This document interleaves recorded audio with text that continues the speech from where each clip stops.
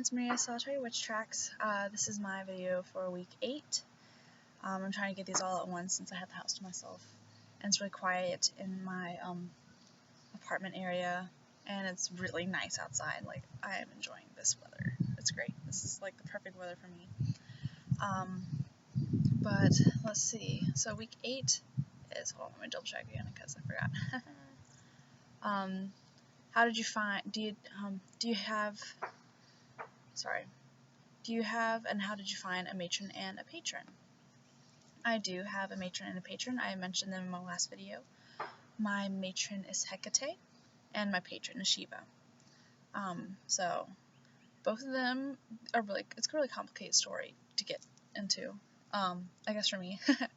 So, when I first started my practice, my concern was finding a matron, because I heard it would help me in my practice, help me connect to certain aspects of myself and certain aspects of the world around me in the Great Spirit, and to deepen my practice. So I had this, what was it? I think it was like Wicca for Dummies kind of book, Biddy's Guide to Wicca or something like that. And they had a really big section of goddesses and gods. And the first one I actually came upon was Hecate, but the book was biased against Hecate, calling her dark goddess of snakes and things like that, and which, isn't a bad thing. It's just at that time I was very young, and my friend who introduced me to Wicca was very much on the very light path, light and dark kind of thing. And so I was reading that out, and I felt a little bit of connection, but I was scared. And in turn, she's like, "Oh no, no, that's not good deity, you shouldn't find someone else." And I was like, okay. And so I think I originally I chose Caradwen. That didn't last long because for one thing, I chose her, and also the reason why I did choose her is because I was really young and I wanted to be wiser and more mature. And so I thought Caradwen, because she has her well or cauldron of knowledge. And so that wasn't very long. I didn't feel a connection with her at all, but I still kept trying, but she didn't want me. And then I happened upon Bastet, and it was kind of like a mutual choosing, I feel like, between me and her. I was really getting really big into Egyptian mythology, and at that time in my life I was embracing the fact, that, I'm a maiden, kind of, the maiden aspect of the goddess. I was like, whatever, I'm going to rock this shit. And I wanted to be able to express myself to my fullest in my path, in my journey, and to really just let myself be. And so I was looking upon Bastet, and we just really connected. And I had her for about 6 years as my matron. I still pay homage to her. She's a very dear deity to me.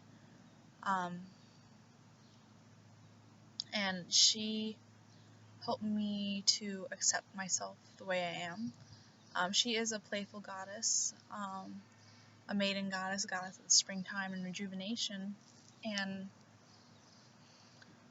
I don't know why, but I really want to be more serious than what I was.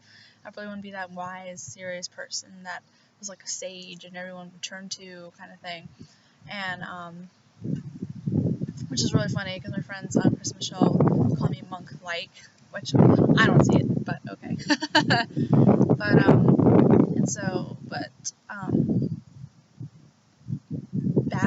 Bastet really helped me. God, my hair was so weird. Really helped me to embrace the playfulness that is me, and help me realize, there's more to life than being serious and wise. You can be playful too, and it's okay. And so I was with her for a very long time. And then I came across, in my first year of college, I came across Hecate again. And at that time, I was friends with I became friends with Chris and Michelle, who had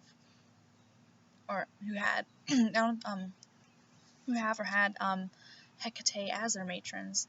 And I was watching all these videos about Hecate. Something about that time, Hecate was just popping up everywhere. And it just felt right, and I did some sort of meditation, can't remember what it was. I did some sort of guided, I don't know if it was guided or self-meditation. I did meditation. And I came upon I always find her now in a grotto or in a very small clearing within the woods with a dais, I think it's called a dais, you know, a little shallow bowl of water, like reflecting water with torches around it and things like that. And she'd be there, and she's always hooded, always cloaked. I never see her face. But she's like very regal in a sense, like she's a very empowered woman, a very empowered goddess, very regal, and very wise. And but if you, I mean, she's gonna like, if she's very commandeering too. You know, she wants you to go down this path. You're gonna go down the path whether you like it or not. She's like, don't you mess with me. You do as I say, kind of thing. You're like, okay, yes, ma'am. And at that time, I didn't know how much I needed her, but I really did, and she really helped me through a lot of shit. She really helped me I never did any shadow self or shadow work with myself, and she forced me to do that, and it was something I desperately needed, but I didn't know it. There's a lot of crows back here, which is really cool, so if you hear cawing, it's a crow. And so ever since then, I've been connected with Hecate. She's been, lately she hasn't been as strong in my life because I've been connecting more to Shiva because of my practice, but she's still there and she's not going away. And I don't mind at all because she is, she's helped me through a lot of stuff, and she's helped me see myself in a very different light, and it made me realize the importance of, you know, turning inward during the winter time, and it's okay to be, introverted, I guess, is, kind of what she did for me. It's like, I don't know if you can see it. It's really big. Maybe it's not, I don't know if you can see, it's like, right there. But, yeah. Very loud. And so, she's gonna be with me always. And then for my patron deities, it's also a very, like, I'm not as complicated as it was with my matron. With my patron days, I'm never really connected to gods. I guess I'm really very much touched with my feminine self, but I've never been very much connected to gods until the past like 3 years. I mean, I was with Poseidon for a while, but not because I truly connected with him, but because I connected to his aspects. I connected to the ocean and what the ocean stood for through him, kind of thing. And I'm still connected to the ocean. I'm still half mermaid. I'm half Viking, half mermaid, in case you didn't know. Okay. But, so I connected in that sense. And I still think of him when I think of oceans. And I think it's one of those cases when I don't think I'll call upon him again, per se. Or I don't think he will call upon me again anytime soon, per se. But he's still there in the background. And then I did this thing where I'd like choose a deity and a goddess and god from a different pantheon for each month for a year, and that's when I connected to Thor. I'm very strong with Thor. If you don't know, I have a not Mjolnir, but I do have a hammer, a Thor's hammer on my back, and it says Hamar X is, which means this is hammer. It's based off of the Thor's hammer they found in Denmark, but I translated the runes to from the Danish ones to Elder Futhark, because I already had Elder Futhark runes on my back, and I didn't want like a clash of Elder and the Danish runes. So I'm very much connected to his aspect of strength. When times I need to be strong, I will call upon him to help me get shit done.